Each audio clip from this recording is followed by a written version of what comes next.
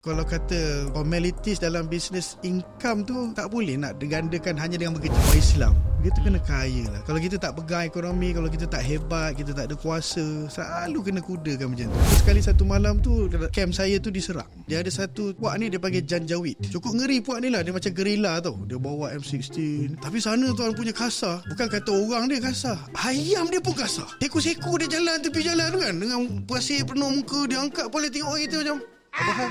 Macam tu lah kau cakap. Dapatkan tips kembangkan perniagaan anda di Podcast Fanulivo.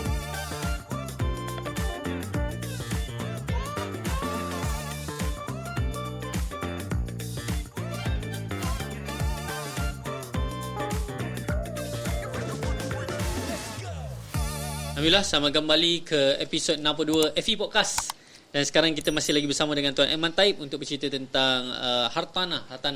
Dan tadi kita dah tahu dah berkenaan dengan sedikit latar belakang berkenaan Tuan Taib. Tuan Edman, astagfirullahaladzim. Tuan Edman, nak cerita. Dia macam orang UK lah. Masa pergi belajar UK kan. Dia boleh jawab, Mr. Taib. Last name first. Saya masa tu tahu dia kan. Diorang ni kasar betul, main biadab betul, main nama bapak tau. Macam budak-budak sekolah dulu main nama apa. So kawan saya tegur, tak ada. Sini memang dia panggil by surname kan. By surname. Sorry. Tuan mana dia jauh? Boleh apa, pernah belajar kat UK ke sebelum ni? Selepas daripada Kisda tu, habis diploma tu, saya sambung. Berapa lama kat UK? 2 tahun.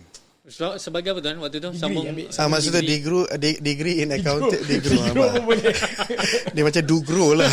Kalau susu dugro.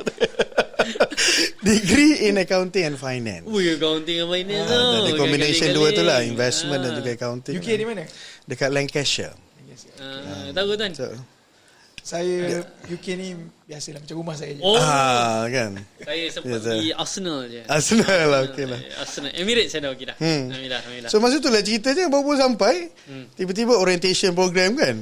So dia pun nampak kita dia belakang, Mr. saya tak pusing. Saya kata macam kasar betul lah. Dia adab sungguh kata. Dia main nama bapak tau. Saya minta maaf lah. Tadi kecek Kelantan. English tu yang apa tu. Tapi kadang-kadang betul lah tu apa dia tu. Kan, yelah. Dalam seminar pun semua kita try to establish nama kita dengan baik kan. Okey tuan-tuan, saya Edman Taib. Kan boleh panggil saya Edman. Ada tu yang panggil selesa panggil Sir Edman kan. Tapi ada tu tuan Fadi, kita relate dekat Lotus bawa Omar jalan dengan troli. Cik Taib. Sebab dia lupa. Sebab kadang-kadang kan sekarang ni orang Malaysia kita, dia dua patah tu ada nama sendiri. Dia menjadi Edman Taib bin apa kan. Itu yang mungkin saya jadi macam tengah tak apa, saya faham. Kita sasul je lah. Habis tak payahlah cari. Silakan tu. Tak, saya teringat kisah tu. Kadang-kadang sanad sekarang ni tuan Fadi, kalau saya buat sharing apa, tuan-tuan puan cuma jangan panggil saya Cik Taib pasal Cik Taib tu bapak saya. Okey, silakan tuan. Okey, baik. Apa soalan dia tadi? Ni dah. So apa, bila kita dah belajar, tadi pun kata pergi belajar kat UK kan. Bila start berniaga ni? Maksudnya tadi tengok ayah yang buat jumpa dengan orang yang kuah hajar tadi tu. Sekarang ni bila hari pertama mulakan bisnes, terutama bisnes hartanah ni? Adakah bisnes hartanah ni your first business? Ataupun pernah buat bisnes lain sebelum hartanah ke macam mana? Kalau kata perjalanan dunia bisnes tu bermula daripada kecil lagi tuan. Personally lah. Bukanlah kata menumpang ataupun pergi selit tengok ayah punya bisnes, tapi personally. Because dia punya aura, dia punya excitement tu dah mula di awareness daripada kecil kan. Bercerita pasal inventory, bercerita pasal stock, bercerita pasal cash flow, cerita pasal rental, deposit. Ini adalah word-word yang kita bermain biasa dengar kan. Pada umur kecil tu pun kita dah dengar pasal security deposit, utility deposit. Ini semua adalah something yang biasa kita dengar. Jadi masa tu excitement untuk berniaga tu dah ada lah. Tapi dari segi kekemasan perniagaan tu tak ada. Cerita pasal inventory, beli berapa, harga berapa, kos. Tahu yang jual. Jual tu jadi macam contoh kan, kalau kat sekolah rendah dulu kita beli chewing gum kan, satu kotak kan. So tak kira lah berapa kita beli, kita nak jual biar cepat habis kan, kita pun jual 10 sen. Kira-kira balik aku beli tadi RM3, dapat habis jual RM2.5. Rugilah kan. Macam okay. Tapi orang kata berniaga maju kan? Habis. Excitement je dah ada. Ya tu masa saya di Kelantan pun kan, daripada KL lagi saya dah excited beli roti apa, gardenia panjang-panjang tu kan. Beli Nutella, coklat sedap-sedap untuk jual di Kelantan. So bawa pergi asrama, sampai je saya Kan saya pun buat announcement. Sekejap lagi pukul 3 saya nak start berniaga dah. Macam tu lah kan. Bilik dom saya tu dah biasa dah. So dia orang ready lah. 20 sen, 50 sen zaman tu kan. So kalau sekeping 2 sen. Untung. Sekeping. Sekeping Nutella tu kan. Sekeping 2 sen. Kalau kepik ni 2 kepik 2 50 sen. So ada yang ready, ada yang 2 sen, ada yang 50 sen. Tapi yang best business masa tu, modalnya free. Pasal mak saya yang bayar. Kan? Dia jadi macam jadi margin tu infinity. Dia tak ada macam margin. Dia tak ada margin 100%, 100%. Lepas tu bila telefon mak dia, OT habis ke? Habis mak, hari pertama dah habis dah. So maksudnya, tapi mak tahu tak sebenarnya berniaga? Dia tahu kan berniaga masa tu kan. Lepas tu pula yang jenis datang berkerumun kan. Orang hulu saya dah tak tahu mana ala dah. Mana ala tak tahu dah kan. Asrama memang. Asrama memang macam tu lah. Bukan kata orang luar sahaja yang datang tutup asrama. Orang tempatan Kelantan pun duduk juga. Yang orang budak Gua Musang, orang budak jauh-jauh Pasir Pekan apa semua sekali lah asrama. Memang kawai dua ke apa tahu. Tak tahu ulu. Lepas tu shilling tu penuh. Saya jadi macam inilah untung. Tak tahu modal, tak tahu apa hala lah. Kalau nak cerita bisnes. Tapi on the sense that I always believe that kalau ialah kita dalam hidup ni dalam pendapatan kan, kita ada dua jenis active income. Kan, maksudnya actively kalau orang bekerja tu actively dia buat income kat situ. Kan maksudnya, tapi kalau dengan flexibility dan juga keluangan yang masa, try untuk gandakan active income tersebut. Yelah, maksudnya actively kita kena berusaha lah kan. Okey, sekarang ni waktu bujang, kita ada keluangan masa yang banyak, komitmen tak rendah dan sebagainya lah kan. Cuma komitmen kepada parent lah ketika tu. So masa tu saya mulakan kerjaya sebagai seorang lecturer. Okay, dekat sebuah college ni. Masa tu zaman tu dikenali sebagai Institute Professional Baitul Mal. Balik-balik UK tu mengajar kat situ. Satu yang excitement Tuan Fadi masa tu mengajar budak-budak yang ada dua kategori. Satu susah, yang kedua tak orang pandai. So kombinasi yang orang kalau kata mengajar tu ngeri lah kan. Dah susah. Dah susah. Tak pandai. Kombo satu lagi perangai. Tak kan, bagaimana bermula semuanya kan. Tapi saya masa tu ialah dengan Allah bagi, walaupun dalam kelayakan yang agak tinggi daripada UK, ada apa pelajaran dan sebagainya, tapi saya rasa macam saya boleh buat something kat sini. Macam tu lah kan. Saya panggil dia orang ni something more. Walaupun pada asalnya orang kata macam ini apa ni sekejap je ni, nanti kau cari tempat lebih baik lah kot kan, you are better than this place. Macam tu lah kan orang duk cakap. Tapi kata macam saya melihat budak-budak student masa tu kan, saya panggil sebagai the unpolished diamond. Diorang ni kalau di-trigger dengan betul, there's always potential yang kita tak tahu, rahsia potensi mereka. So dekat situlah kita start ni. So bila sebagai active income mengajar, yalah okey, rezekinya okey masa tu dia gaji lebih kurang 6,500. Paling tinggi naik pun ialah mengajar kan. Secara incrementnya pun boleh paling tinggi pun 2,000. Jadi ambitiously, semangat tu macam banyak benda tak boleh nak capai kerana kewangan limited. Kan, kalau kata kita nak berzakat, kita nak bantu, yalah macam kita kalau berkelik Kelantan tu, kita pergi jalan tu kan, jumpa warah-warah kan, ada yang susah, ada yang rumah tak ada gula, ada yang yalah sampai peringkat rumah tak ada air. So boleh tak kita cuba jadi garang sikit, usahakan sesuatu dalam kehidupan kita ni untuk membantu. Macam itulah semangat tu daripada kecil lagi. Mak duk selalu bawa pergi rumah orang, dia ulur duit. Rumah orang jangan tangan kosong. Belilah tembikai ke apa kan. Tembikai tu pada kita biasa je, buat dessert je. Tak, ada setengah orang tu lah menu utama dia. Abang tak kan? So daripada kecil doktrin tu dah ada.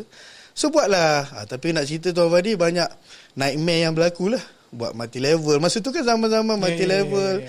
You name it lah masa tu. Buat kopi lah, garam lah, buat kain semua lah kan. Masa tu lah kata dia punya tahu nak jual aja kan. Tahu jumpa orang, tahu nak present aja, tahu nak cerita pasal apa dia panggil bulat-bulat tu piramid. Bulat-bulat piramid, tak piramid, mana yang hexagon, apa semua tak tahu. Yang ajak orang pergi makan lepas tu. Naik darah tinggi lah masa tu, lepas minum kata kan. Bukan naik income, naik darah. Naik darah itu kan. Tapi I always believe in that, tak boleh. Pasal apa? Saya kena faham yang kalau kata formalities dalam bisnes, income tu tak boleh nak gandakan hanya dengan bekerja. So ambil peluang dengan keluangan masa, weekend, masa apa malam apa semua, buatlah bisnes. So macam-macam lah try. Tapi the moment saya start masuk, ni nak cerita ni, iaitu saya start masuk actively and passively dalam property investment. Dekat situ saya mulakan. Tapi nak jadi kekuatan sebenar saya Tuan Fadi dan juga Tuan Budin, apabila saya balik daripada Sudan. Okay. Masa tu rezeki saya selepas 5 tahun mengajar di Institute Professional Baitul Mali, dia banyak run khusus bersekutu daripada UiTM. Okay. Jadi dia punya graduates tu daripada UiTM lah. Kan? It's a franchise college. So saya pun tengok, yelah student year in year out, daftar kan, induction, habis graduate. Kata saya ni bila nak gandakan income kalau macam ni, susah lah kan. So saya challenge diri saya. Alhamdulillah masa tu ada rezeki bertugas di Sudan, Darfur Sudan, di satu camp pelarian. So kita under Mercy Malaysia ni, kita bagi bantuan medical. NGO kan banyak, ada yang bagi bantuan makanan, ada yang bagi bantuan pendidikan, ada bagi bantuan air. Tapi Mercy Malaysia sebagai kepakaran perubatannya bagi bantuan perubatan lah. Tapi saya bukan doktor, so saya pergi sebagai field manager. Itu under Mercy tu? Mercy Malaysia. Jadi tuan bekerja dengan Mercy? Saya bekerja sebagai Mercy Malaysia. Berhenti. Masa tu memang jadi orang kata apa, suram sekejap lah Baitul Mal tu kan. Kasan lah kot macam tu kan. So macam janganlah berhenti sir. Yelah, somehow we are in the dilemma that we need to progress kan. Somehow in life kadang-kadang we need to get that, orang kata apa, great corners. Great decision corners kan. Kalau saya tak buat sekarang dan umur makin bertambah, dan mungkin tak ada peluang tu lagi. Sama juga dalam bisnes, kadang-kadang kita berada di persimpangan yang very strong decision kita kena buat, dan yang akan mengubah paradigm landscape semua benda kan. So saya pun pergi tu sama juga kawan ni. Pergi tak tahu apa, ujung pangkal apa semua kan. Basically training pun semua ada lah. So duduk tengah-tengah di camp pelarian tu. Dia orang ni pula dekat Darfur Sudan, dia pelarian dalam negara sendiri. Kalau kita dengar pelarian ke negara lain kan, ni pelarian because of civil war. Kan, peperangan saudara sama-sama dia, jadi orang kampung terlibat berjadi pelarian. So dia orang ni pun kat situ yang saya rasa betul-betul I learn about hardship lah. About gratitude, pasal menghargai hidup, pasal hidup ni singkat, vulnerable, belajar pasal bersyukur, roti sekeping pun jadi something yang boleh di-celebrate. Itu semua saya belajar di sana. Berapa lama tuan duduk situ? Lebih kurang setahun. Lama tu? Lama jugalah kan. Okay, so kita pun jadi macam, wow, sekeping roti pun dah macam sambut tu macam, orang kata apa, majlis keraian lah. Sekeping roti punyalah, tak pernah dapat sebanyak tu rezeki dia makan kan. So dekat sana yang banyak life changing lah. Paradigm, cara berfikir, cara lihat masalah, cara lihat peluang, ketenangan, kesabaran, banyak belajar kat sana lah. So dekat sana lah, bila tu saya menguruskan doktor, camp, ubat, itu semua dalam saya punya field manager punya description lah, yang perlu saya uruskan. So banyaklah kes-kes. Ada sekali satu malam tu camp saya tu diserang pasal dia orang berperang. Civil war tu. Civil war tu lah antara saudara ni. Dia ada satu puak ni, dia panggil Janjaweed. Cukup ngeri puak ni lah. Dia macam gerila tau. Dia bawa M16. Dia kalau kat pasar kita nampak dia tu, memang kita menyorok lah jauh-jauh kan. Dia jalan dengan penuh gangster kan. Dia tengok kat orang, dia tengok cari peluang macam tu lah kan. Very gerila. Dia seorang-seorang boleh dia tembak apa semua. Kita pun senyap jaga kan. Tapi sana tuan punya kasar, bukan kata orang dia kasar, ayam dia pun kasar. Ayam dia pun gangster. Dah kenapa? Seko-seko dia jalan tepi jalan kan, dengan pasir penuh muka. Dia angkat boleh tengok kita macam, apa hal? Macam tu lah kau cakap. Dia kata kehidupan dia punyalah Allah nak doktrin, nak bercuci. Macam ayam pun gangster. Itu yang kita orang gurau ni. Ini ayam Janjaweed. Itu beranilah tangkap kan. Dia takkan lari je. Sebelah lah tengok. Lepas tu cerita malam tu dia orang perang. Tu bunyilah, bunyi wow terak berlari apa, kereta kat sana famous highlight tu kan. Tembak. Saya kata lepas tu malam pula sana kerajaan dia tutup elektrik. Kat Kutu Jom gelap. Tak tahulah pasal apa. Mungkin dia tak nak bagi peperangan tu meriah kot, dengan lampu senang nak perang apa kan, dia tutup. Memang gelap kan. Darfur tu gelap. So kita pula dalam keadaan, tuan-tuan dia kita dalam keadaan dalam camp tu, saya punya staff pula, guard kita pula, orang Darfur ni, orang Sudan ni pula, ni maha suci Allah, kejadian Allah, bukan saya bercakap ni dalam keadaan untuk memburukkan, tak. Dia punya hitam tu pekat, metallic. Tuan boleh faham tak punya 2K, boleh faham tak? Saya nak cuba fahamkan yang, just imagine malam dia ketuk pintu saya, Mr. Man, wake up. Dia dalam bahasa lebih kurang lah, buka pintu. Saya tanya, mana kau? Dia gelap. Dia kata, Anak Hena, aku kat sini. Anak Hena, kau senyum sekarang. Dia pun senyum. Mau jumpa kata. So masa tu tengah ni, tak tahu nak gimana, nak keluar camp tak berani. Because orang tengah perang kan. Saya pun pelan-pelan tu Fadi, apa tu, masa saya nampak kata, guys, I think this is our last moment lah kan. So saya buat apa? Pelan-pelan saya pergi ambil wuduk. Nak cerita keadaan yang susah lah nak berlaku kat sini. Pergi ambil wuduk pelan-pelan, lama tu Fadi. Saya tak pernah lagi ambil wuduk selama tu. Bukan cerita solat, wuduk. Wuduk tu pelan-pelan, celah-celah kuku pelan-pelan. Manalah tahu kan, tiba-tiba peluru tu kelepuk kepala kan, tengah ambil wuduk. Kan sedap kan. Ya lama tau. Saya tengok sampai peluru tu kena kat bom, ciu. Saya kata, ini kalau kena kepala bocor ni kata. Nak buat apa? Kan, nak menangis, nak buat apa, semua dah buat dah. So apa buat? Kata tak apalah, kalau kata malam ni last, biar kena peluru tu sambil solat lah kot. Macam tu lah kan, hopefully. So ambil wuduk pelan-pelan. Tapi rasa nikmat tu bila berada dalam keadaan tu kan. Rasa nikmat ambil wuduk pelan-pelan, sapu kepala apa semua, solat tu Fadi tahu dia habis solat dah, cuba namakan solat tahajud, hajat, taubat, nasib baik tak tarawih je masa tu punya. Nak bagi tahu supaya sentiasa berada dalam solat. Boleh faham tak? Supaya dan naik dalam tu keadaan bergelap. Iya. Waktu tu memang dengan ada orang lain ke ataupun memang seorang? Tak ada, kat semua kat luar. Yang saya tak tahu dia mereka di mana. Kalau mereka depan saya pun saya tak tahu dia depan saya. Macam tu lah. Melainkan dia senyum lah. So saya pun dalam keadaan solat-solat pun saya pun ambil kita ada macam torchlight tu kecil kan. Ambil pegang kepit je ni, baca Quran pelan-pelan. Satu perasaan yang saya rindu sangat. Kalau ada peluang sekarang lah. Tapi tak tahulah boleh pergi ke tak boleh kan. Tak ya, somehow yang satu posisi yang saya rasa dekatnya dengan Allah. Masa tu lah. Dan doa yang saya tak pernah ulang sampai sekarang. Doa kata, ya Allah, kalau ini hari terakhirku, satu je, ambil dalam keadaan beriman. Tu jadi macam, So sama malam tu doa, dah nangis, dah baring, dah apa semua, dah bangun, dah luar terjerit-jerit. Ada yang kena pegang, guard saya tu kena pegang kan. Saya macam, janganlah masuk, jangan. Tak apa dia nego, tak apa semua, dia pun pergi kan. Lepas tu selesai malam tu. Tu nak ceritanya bagaimana Allah bagi peluang kan, untuk teruskan kehidupan. So membawa semangat juang tu yang jadi macam, kita kena kaya lah, yang tu lah. Orang Islam, kita kena kaya lah. Kalau kita tak kaya, kalau kita tak pegang ekonomi, kalau kita tak hebat, kita tak ada kuasa, selalu kena kudakan macam tu. Saya punya lah, saya cara fikir simple tu kan. Kalau tidak, kita akan rasa macam sikit-sikit senang dianiaya, senang dizalimi, kita tak pandai. Kan, kalau kata kejap lagi kita relate pada hartanah kan. Kita ni ikut aja keadaan ni kan. Mana yang best-best apa semua kita tak tahu. Mana kan. So that's why kata bawa balik tu, saya mulakan, saya fikir, apa bisnes yang boleh buat yang income margin yang besar, tapi dalam keadaan saya seronok nak buat, dalam keadaan komitmennya tak adalah se-heavy mana. Bukanlah kata heavy komitmennya rendah, tapi tak se-heavy mana. Kalau kita tengok orang buat manufacturing kan gila kan, dia punya komitmen pagi, petang, siap-siap tidur bawah meja untuk hasilkan X amount of money. Boleh tak saya hasilkan X amount yang sama dalam keadaan passion, kan, seronok kita buat. Kan kita kan bila bisnes ni dua, purpose and passion. Purpose orang businessman buat duit sebanyak yang boleh. Tapi lagi best kalau dia buat tu dengan passion. Dia suka mengajar, dia suka tolong orang, dia suka apa nak kan. Jadi dia jadi lifestyle lah. Dia bangun pagi pun kena viewing. Okey je, tak ada masalah. Walaupun viewing macam 3 hari nak cek kekuatan, nak kena solat duha dulu.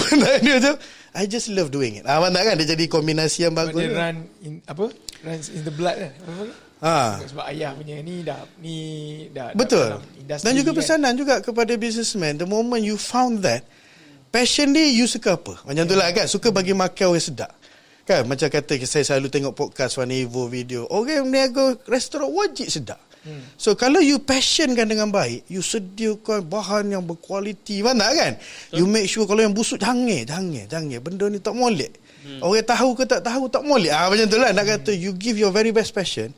That's why purpose ni jadi senang buat bisnes tu lah. Kalau saya tanya tuan, bila tuan dah start balik daripada Sudan apa semua, momen jual rumah pertama, masih ingat ke macam mana? Ingat. Okay, macam mana your first, dia biasa macam ni lah, kalau first sale kita, dia panggil apa, first moment of truth. Kadang believing itu boleh lah at certain time kan. Kalau tak boleh closing tu, kita jadi macam yalah, kalau tak produce result, belief system kita rendah. Kenapa saya tanya soalan ni? Sebab saya pernah berada satu masa ketika bisnes saya drop, saya buat hartanah. Saya buat segala marketing yang saya tahu untuk jual hartanah. Okey. Tapi tak closing. Faham? Tak pernah closing. Ya. Masa itulah, zaman itulah. Saya tak tahu kenapa. Cerita apa? Agensi lah. Masa tu saya... Bukan investor kan? Bukan. Saya jadi jual... projek. Bukan hartanah. Saya jual tanoh. Okey. Tanoh. Kat Kelantan tak ada hartanah. Hartanoh. Ya. Jadi saya jual tanah. Tanah lot. Macam-macam lah. Ya. Saya ingat lagi. Malam raya. Orang lain takbir raya. Allahu Akbar Allah. Saya tak. Saya bawa sakla. Sakla tu. Okay. Sakla tu. Flyers. Flyers. Saya pergi masjid ke masjid. Saya letak. Setiap masjid tu pergi. Orang lain tengah ni, kita letak masjid. Pergi bawa kereta lagi, masjid lagi. Okey. Dengan harapan pagi raya, orang datang nak pergi raya tu, ambil lah kita punya sakla tu. Betul. Tak ada satu pun call. Ya. Jadi, tapi Tuan Fadi personally edar ke letak je situ? Letak je. Ada yang saya letak, ada yang macam-macam lah kaedah marketing yang saya buat. Ada angkat banner masa itu. Okay. Besar-besar alam kan. So tak strike. Itu soalan saya. Soalan saya adalah bukanlah tak strike, meaning itu tak kesusahan yang saya lalui lah. That's why bila kita dapat first sales tu, kita akan rasa manisnya first sales tu. Oh ya. Yeah. Kan? Betul tak? So saya nak tanya tuan, mungkin dalam hartanah ni, bila kita strike je, kita akan ada satu moment, kita rasa moment of truth, ini untuk aku. Ya. Kan? Mungkin tuan boleh cerita masa tu. Sebab ada orang baru nak start ni, niaga hartanah ke, mungkin pendengar kita baru nak start niaga, tak kisahlah hartanah ke apa kan. Ya. Dia nak dapat first moment of truth tu.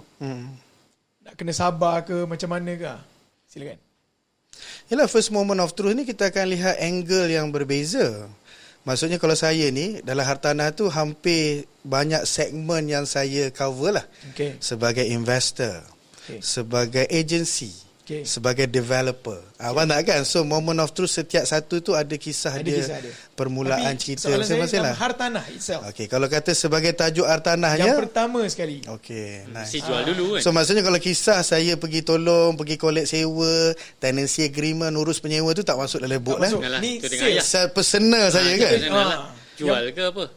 Maksudnya masa tu saya bermula sebagai investor sebelum saya bermasuk dalam dunia agensi. So maksudnya beli untuk invest. Masa tu itu saya kata balik pada Sudan, saya jadi bertanya pada diri saya kan, apa bisnes saya nak buat yang marginnya tinggi tapi komitmennya rendah.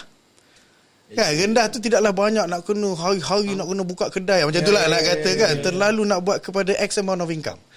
Kan saya pun jadi orang banyak bercakap masa tu pasal property investment. Somehow saya pula dalam keluarga yang memang dalam property management. Tak? Tapi tak adalah saya mentoring secara direct, abah mana nak beli apa semua, tak. So kita pun do the common sense mathematics. Jumpalah satu unit masa tu dekat Bangi. Kalau tahu satu flat ni Seri Tanjung. Masa tu dia jual lebih kurang 60,000. Saya kata wow, this is a good value. 60,000 ni zaman kata 2008, 2009. Itu pun masa tu tak ada orang respon pun. So saya pun beli masa tu, handsomekan sikit, touch up sikit, lebih kurang kosmetik je Tuan Fadi. Tak ada renovation pun, structural kita tak buat apa pun. Nak naikkan emosi. Kan marketing kan banyak main dengan emotional influence kan. So kita pun buat kosmetik sikit, buyer datang, saya jual 1-2. Hoi. Senang sangat dia tu. Itu saya kata kan. Saya jual dalam keadaan 6 bulan. Hoi, okey. Yelah kan, kita kan dengan pindah milik apa semua tu kan. So sekarang ni bebanan dalam transaksi saya nak buat duit tanah ni hanya kerana masa. Processing tu saja. Maksudnya saya entry duit dengan exit tu, bebanan tu datang kerana banyak pihak terlibat. Faham? Kan kalau kata pejabat tanah, kalau kata buyer buat loan melibatkan banker apa semua kan. So itu je lah. So saya tak boleh dalam keadaan cash in pagi, cash out petang. Tak boleh. Itu kalau saham, something yang vulnerability dia lebih tinggi lah. Tapi ini lebih stabil. Within control, kita boleh handsome kan, kita boleh cantik kan, kita boleh modify. Saya kata tak apa, kalau tak ada orang beli, saya tukarlah jadi sewa. Ataupun saya buat sublet. Within our control, investment tu dalam kita punya kawalan. Semua tu dalam kajian saya lah. So bila saya jual balik 120, saya kata wow, in 1 year, I can make 60,000, 60,000. Kalau dibahagikan 12, lebih kurang 5,000 sebulan. Kan? So multiply lah unit tersebut. Dalam time saya, within saya punya time. Maksudnya dalam 24 jam saya, 30 hari sebulan, saya still boleh buat satu unit setahun. Macam tu lah kan. So masih lagi dalam 24 jam, 30 hari sebulan, saya boleh multiply the units. Kan? Saya pergi cari 2, pergi cari 3. Cuma capacity individu yang menghalang. Maksudnya financing, capital apa semua. Inventory banyak. Malahan sekarang Tuan Fadi memang sekarang ni inventory gila banyak. Serius lah. It's just about awareness. It's just about pendidikan. It's just about mengajar step-step SOP, blueprint yang betul dalam nak jadi property investor. Banyak, bukan sahaja dari segi market lelong, malahan pasaran new development, developer really cutting prices, discount, rebate, early bird, angry bird, macam-macam lah semua nak boleh ke unsold units tu settle. Yalah, kita jual kan agensi kan, kita dapat kan, developer kata kalau ada kawan-kawan ke apa bagi tahu laman, kita cut lah 300, padahal market dia open 38. So nak bagi tahu lah suasana semasa. It's just about knowledge and awareness. Ada orang ada knowledge tapi tak ada peluang, dia tak dapat intel tersebut. Jadi yang saya nak faham kan, bermula daripada investment, investor, kemudian jual. Bila dah investor, flip, kita sewa. So macam tu lah, kecil-kecil dengan ambition, wawasan tak apa nampak tu, boleh lah kot untuk makan sendiri tu lepas. Tapi waktu tu dah kira full time dah. Dah full time lah, balik Sudan tak ada. Nak kan? So this is where menjadikan saya mula lihat, tapi jadi investor ni lonely sikit lah Tuan Budin. Pasal apa kita sorang kita umur, kita panggil kontraktor. So saya jadi macam, saya ni macam people punya orang, suka nak bersuka, suka nak melepak, macam ni kan, suka borak kan. So saya kata nak buat apa So dekat Bangi tu adalah sebuah agensi tanah, saya pun join. Tapi waktu tu kenapa tak involve dengan ayah punya? Ayah masa tu property management. So involve tapi indirectly. Mana-mana saya boleh bantu apa semualah. Tapi bila ayah punya staff yang manager yang memang daripada awal jaga tu, terpaksa berundur pencen apa semua kan. So senang. Ayah kata tolong tengok kan. Beres ya, tak ada masalah, sekali jalan kata. Tapi mak tak marah Maksudnya? Yelah, habis sampai belajar UK, lepas tu pergi buat bisnes hartanah. Tak pergi tak ada. Mak punya wawasan senang. Jadi anak soleh. Allah. Apa pun benda. Yang penting solat.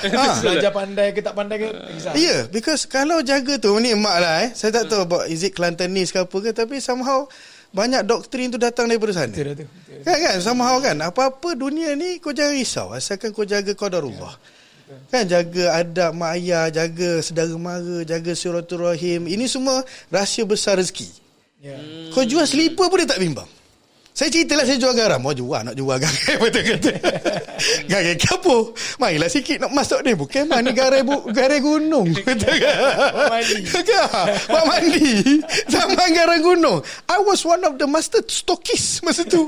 Wow. Tak tahu gunung mana, tak tahu. Tadi ambil gunung Bukit Cerakah mana, tak tahu. Punyalah kena scam masa tu kan. Tapi yalah, this is colours of experience. Saya somehow kena berterima kasih kepada Nightmare dahulu yang membentuk saya lah, kalau kata Herman Taib hari ni kan, yang boleh steady, yang boleh somehow kita lihat ini tak baik, saya takkan buat. Macam tu lah kan, ini tak baik, kau buat duit. Tapi sejauh mana duit tu boleh bawa kau, kita tak tahu. So ini adalah people yang kalau kata mu'alim kan, tok guru yang Allah hadirkan. Ada yang baik, ada yang straightforward, ada yang pelik-pelik, tapi dia juga jadi tok guru kita. Nightmare tu menjadikan aku takkan buat, aku tahu ini salah, aku tengok kehidupan kau pun, what stand out from the money you make. Mana kan jadi sakit, selalu murung, selalu ya Allah, berjuta hidup kau, Allah has given everything under the sun, murungnya benda kecil-kecil pun jadi besar. Mana kan saya kata tak maulah, ini tak mau jenis kaya yang saya nak macam ni, tak mau. So after that, itulah bermulanya dunia saya dalam dunia agensi 2010. Okay, so kita akan berhenti sekejap, Rehan. Kita nak cerita macam mana daripada agensi tu. Fast forward, belajar dekat Funivo 1.2 billion tu. Macam mana excitement lah dia B. Bukan M. Alright. So kita berhenti rehat dulu. Kita jumpa lepas ini. Dapatkan tips kembangkan perniagaan anda di Podcast Funivo.